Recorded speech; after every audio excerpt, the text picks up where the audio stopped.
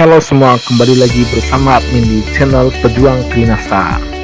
Di episode pertama ini, admin akan memberikan informasi kepada kalian semua mengenai pengenalan perguruan tinggi kedinasan. Buat kalian para kawala muda yang baru saja lulus SMA atau mungkin yang tahun kemarin gap year, pasti lagi pada mikirin nih mau lanjut ke PTN, perguruan tinggi swasta, atau perguruan tinggi kedinasan. Nah, buat kalian para pejuang kedinasan, harap simak video berikut ini hingga selesai, karena admin akan mengupas tuntas tentang perguruan tinggi kedinasan. Perguruan tinggi kedinasan adalah sebuah perguruan tinggi di bawah departemen selain Departemen Pendidikan Nasional. Perguruan tinggi kedinasan atau PTK merupakan lembaga pendidikan tinggi negeri yang memiliki ikatan dengan lembaga pemerintah sebagai penyelenggara pendidikan. Keuntungan masuk perguruan tinggi kedinasan, yang pertama, buat kalian yang ingin kuliah tapi meringankan beban orang tua, perguruan tinggi kedinasan adalah pilihan yang tepat karena biayanya relatif murah. Bahkan kebanyakan perguruan tinggi kedinasan tidak membebankan biaya sama sekali, alias gratis. Nah, selanjutnya, prospek kerjanya lebih terjamin. Mengapa?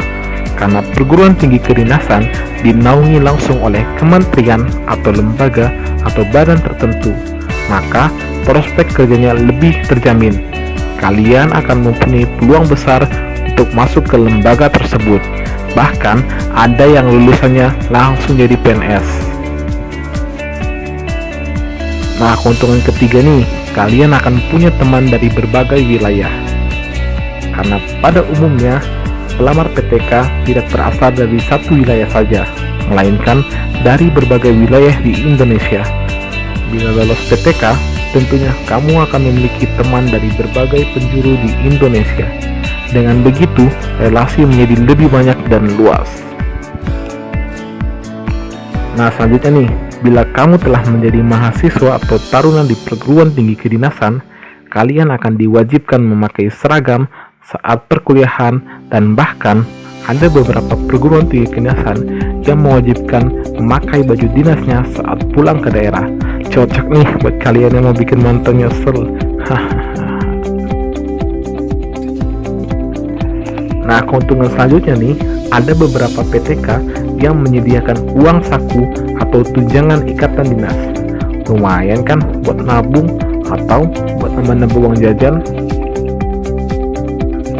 Nah, ada juga beberapa PTK yang menyediakan asrama selama perkuliahan. Jadi, kalian gak usah ribet-ribet tuh nyari kos-kosan lagi. Selain mendapatkan pengetahuan, kalian juga bakal memiliki fisik dan moral yang baik, karena prinsip dari perguruan tinggi kedinasan yaitu menekankan kedisiplinan.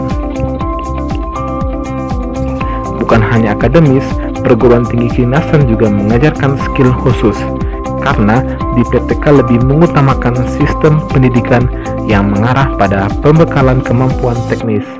Mahasiswa atau taruna akan diberikan pendidikan lebih fokus pada penerapan ilmu di dunia kerja. Tahukah kalian ternyata sekolah kedinasan ada dua jenis? Ya, sekolah kedinasan terdiri dari sekolah kedinasan ikatan dinas dan sekolah kedinasan non-ikatan dinas. Sekolah kedinasan ikatan dinas adalah sekolah yang berada di bawah dinas tertentu, dan nantinya lulusannya akan direkrut bekerja di dinas yang membawahi tersebut. Artinya, sekolah kedinasan ikatan dinas ini melekat pada masa depan alumninya. Jika status sekolah kedinasan tersebut adalah ikatan dinas, artinya setelah menyelesaikan pendidikan, alumni tersebut akan diangkat menjadi pegawai aparatur sipil negara di kementerian atau badan atau lembaga yang menaungi.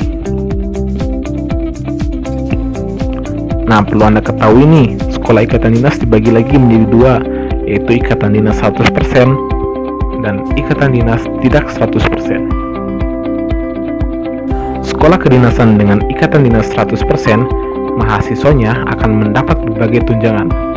Di antaranya berupa biaya kuliah gratis 100%, tunjangan bulanan, uang saku, dan yang paling terpenting langsung diangkat menjadi salah satu pegawai di lingkungan kedinasan atau lembaga milik pemerintah. Contohnya IPDN, STMKG, dan Polstatstis. Nah, gimana nih dengan yang tidak 100%? Sekolah kedinasan dengan ikatan dinas tidak 100%, sebenarnya biaya kuliahnya tetap gratis. Namun, untuk menjadi PNS harus melalui tes terlebih dahulu, sehingga tidak semua lulusannya langsung diangkat menjadi pegawai di lembaga milik pemerintah. Contohnya PKN STAN. Nah, sekolah apa aja sih yang termasuk ikatan dinas?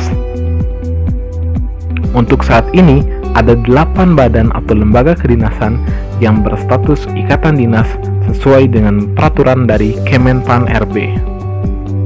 Yang pertama ada STIN atau Sekolah Tinggi Intelijen Negara di bawah naungan Badan Intelijen Negara. Yang kedua ada IPDN atau Institut Pemerintahan Dalam Negeri di bawah naungan Kementerian Dalam Negeri.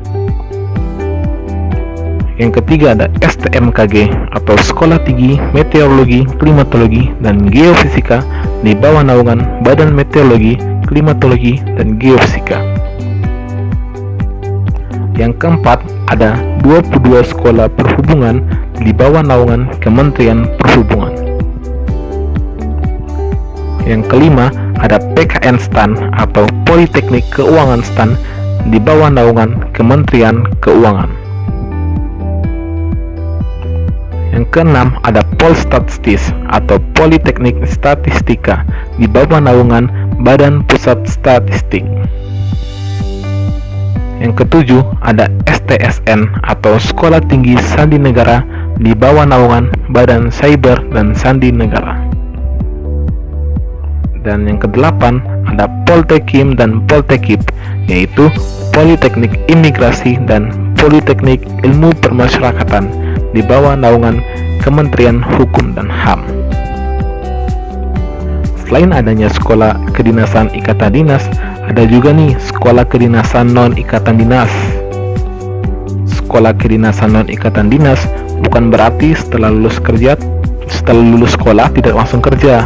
Namun, lulusan kedinasan non-ikatan dinas tetap berpeluang kerja di lembaga atau badan atau instansi yang menaungi sekolah kedinasan tersebut. Hanya saja tidak bisa langsung menjadi ASN. Mereka harus bekerja dengan status kerja tertentu terlebih dahulu. Dan ketika ada peluang untuk menjadi ASN di lembaga atau badan atau instansi tersebut, baru tuh mereka bisa ikut tes CPNS. Namun, nggak ada jaminan untuk lolos. Jadi harus tetap belajar dan berusaha selama bekerja. Nah, sekolah apa aja sih yang termasuk non-ikatan dinas? Di antaranya yaitu STTN Batan Yogyakarta, STKS, STP Jakarta, Setialan Bandung, STEM Akamigas, STPN, Politeknik STTT Bandung, Akademi Maritim Yogyakarta, Politeknik STMI Jakarta, Politeknik Pembangunan Pertanian Malang, Politeknik Kesehatan Surakarta, Politeknik ATK Yogyakarta, dan masih banyak lagi sekolah kedinasan non-ikatan dinas di Indonesia.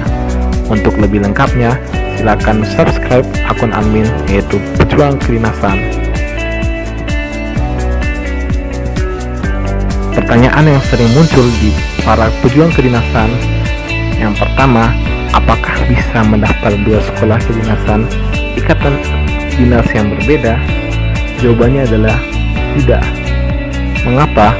Karena sesuai dengan peraturan dari Kemenpan RB, di mana jika telah mendaftar pada satu sekolah kedinasan ikatan dinas, maka tidak dapat mendaftar di ikatan dinas lainnya. Pertanyaan yang kedua yang sering muncul yaitu, apakah bisa mendaftar 2 sekolah kedinasan non ikatan dinas yang berbeda? Jawabannya adalah bisa. karena sekolah kedinasan non-ikatan dinas berada di luar peraturan dari Kemenpan RB. Dan yang ketiga, apakah bisa mendaftar sekolah kedinasan ikatan dinas dan non-ikatan dinas secara bersamaan? Jawabannya adalah bisa. Karena mendaftar ikatan dinas, walaupun telah mendaftar ikatan dinas, tapi mereka masih bisa mendaftar di sekolah kedinasan yang bukan ikatan dinas atau non-ikatan dinas. Selain pertanyaan-pertanyaan tersebut, ada juga nih pertanyaan kayak, sekolah kedinasan di bawah perhubungan apa aja sih kak? Bagi tips dan triksnya dong kak. Kedinasan untuk anak SMK apa aja kak?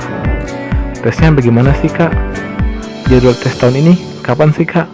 Nah, semua pertanyaan-pertanyaan tersebut akan admin bahas di video-video selanjutnya di channel Pejuang Kedinasan. Makanya jangan lupa subscribe ya. Terima kasih telah menonton video ini. Jangan lupa like, komen, dan subscribe. Salam Pejuang Kedinasan, tetap semangat.